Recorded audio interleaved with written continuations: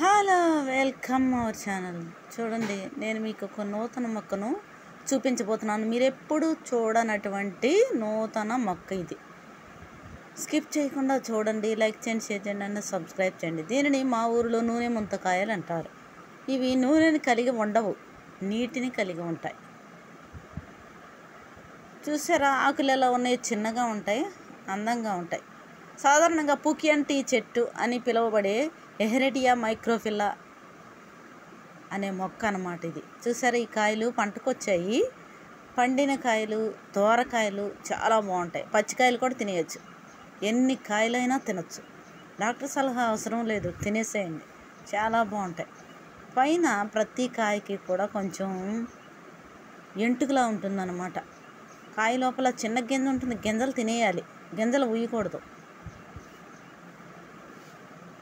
ఈ పండ్లు సాధారణంగా గోళాకారంగా ఉంటాయి. పండినప్పుడు 4-5 మిల్లీమీటర్ల వ్యాసం కలిగి ఉంటాయి. ఆకులు చాలా అందంగా ఉంటాయి, చిన్న చిన్నగా ఉంటాయి.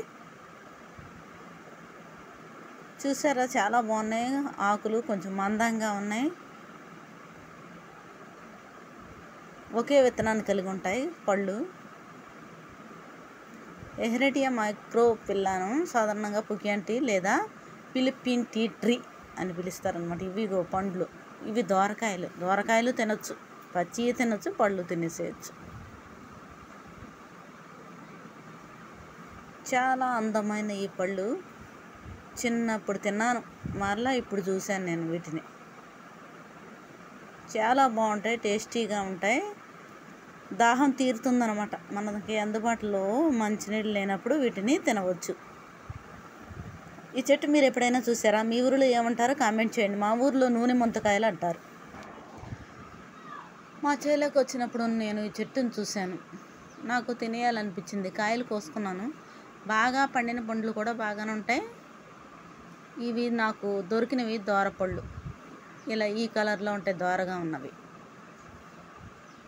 ప్రతి కాయ ఒక ఎంటుకలాగా ఉంటుందన్నమాట పైన. చాలా టేస్టీగా ఉన్నాయి, చాలా బాగున్నాయి, అందంగా కూడా ఉన్నాయి. ఆకులు కూడా చాలా అందంగా ఉన్నాయి. సీజనల్ ఫ్రూట్స్ అన్నమాట. ఏ సీజన్లో పండిన పండ్లను ఆ సీజన్లో తింటే ఆరోగ్యానికి చాలా మంచిది. అలా అని పిచ్చ కాయలు తినమాకండి, ఇవి తినొచ్చు. ఇంకా చాలా పళ్ళు నాకు కనిపించాయి ఈరోజు.